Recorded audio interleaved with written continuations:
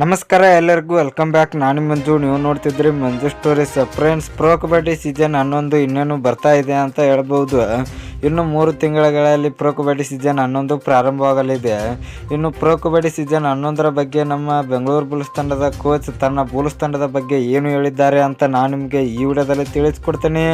ಅದಕ್ಕಿಂತ ಮುಂಚೆ ನೀವೇನಾದರೂ ನಮ್ಮ ಚಾನಲ್ಗೆ ಹೊಸಬ್ರಾಗಿದ್ದರೆ ತಪ್ಪದೆ ಸಬ್ಸ್ಕ್ರೈಬ್ ಮಾಡಿ, ಹಾಗೆ ಪಕ್ಕದಲ್ಲಿರೋ ಬೆಲ್ ಐಕಾನ್ ಪ್ರೆಸ್ ಮಾಡಿ ಆಲ್ ಸೆಲೆಕ್ಟ್ ಮಾಡಿ.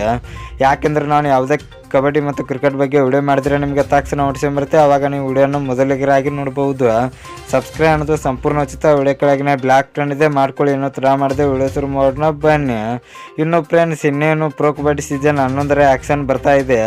ಈ ಆ್ಯಕ್ಷನ್ ಬಗ್ಗೆ ಬೆಂಗಳೂರು ಬುಲ್ಸ್ ತಂಡದ ಕೋಚ್ ಸ್ವಲ್ಪ ಮಾತನಾಡಿದ್ದಾರೆ. ಅದು ಏನೆಂದರೆ, ನಾವು ಈ ಸಲ ಬೆಂಗಳೂರು ಬುಲ್ಸ್ ತಂಡವನ್ನು ಹೊಸದಾಗಿ ಕಟ್ಟಬೇಕಂತ ಮಾಡಿದ್ದೇವೆ.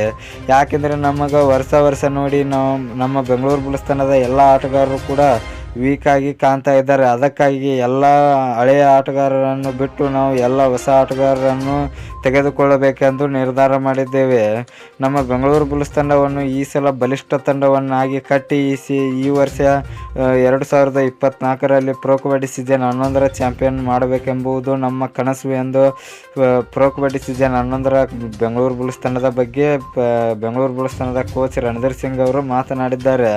ಹೌದು ಫ್ರೆಂಡ್ಸ್, ರಣಧೀರ್ ಸಿಂಗ್ ಅವರು ಹೇಳಿದ ಹಾಗೆ ನಮ್ಮ ಬೆಂಗಳೂರು ಬುಲ್ಸ್ ತಂಡ ಹೊಸದಾಗಿ ರೆಡಿ ಆಗಲೇಬೇಕು. ಇನ್ನು ಫ್ರೆಂಡ್ಸ್, ನಿಮ್ಮ ಪ್ರಕಾರ ನಮ್ಮ ಬೆಂಗಳೂರು ಬುಲ್ಸ್ ತಂಡಕ್ಕೆ ಯಾವೆಲ್ಲ ಆಟಗಾರರು ಬರಬೇಕು ಎಂಬುದನ್ನು ಕಮೆಂಟ್ ಬಾಕ್ಸಲ್ಲಿ ಕಮೆಂಟ್ ಮಾಡೋದ್ರ ಮೂಲಕ ತಿಳಿಸ್ಕೊಡಿ. ಇನ್ನು ನಿಮಗೆ ಇದೇ ರೀತಿ ನಮ್ಮ RCB ಮತ್ತು ಕಬಡ್ಡಿ ಬಗ್ಗೆ ಅಪ್ಡೇಟ್ಸ್ ಬೇಕಾಗಿದ್ದರೆ ನಮ್ಮ ಚಾನಲ್ ಲೈಕ್ ಮಾಡಿ, ಶೇರ್ ಮಾಡಿ, ಸಬ್ಸ್ಕ್ರೈಬ್ ಮಾಡಿ, ಬೆಲ್ ಐಕಾನ್ ಆನ್ ಮಾಡ್ಕೊಳ್ಳಿ. ನಮಸ್ಕಾರ ಫ್ರೆಂಡ್ಸ್.